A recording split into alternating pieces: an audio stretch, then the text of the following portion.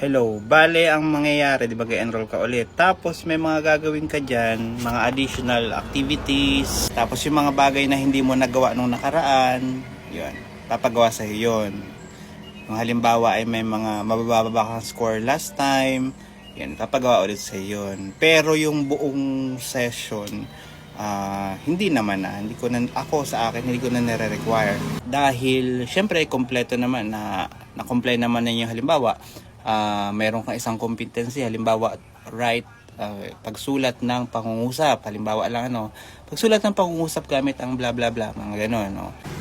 Pag mataas na yung nakuha mong retention dun sa objective na yun nung nakaraang assessment or nung nakaraang mga worksheets mo, hindi ko napapaulit sa yun. Iba naman, karagdagan naman. Kasi masyadong marami yung competency ng ALS. Tapos syempre, di ba, kulang tayo ng panahon, kulang tayo ng oras dahil umpisa tayo, anong panahon, anong petsa na.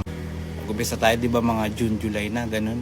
Eh, nag-exam naman tayo ay January, so ilang buwan lang yun. Talagang hindi natapos yung competency.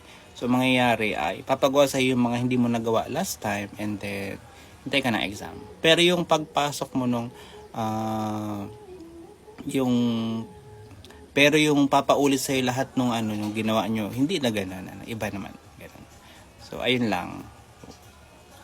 Although kahit halimbawa ay ito naman ay para dun sa mga magre-re-enroll, ang video na ito ay para sa mga magre-re-enroll, sinagot ko lang yung tanong mo. Thank you.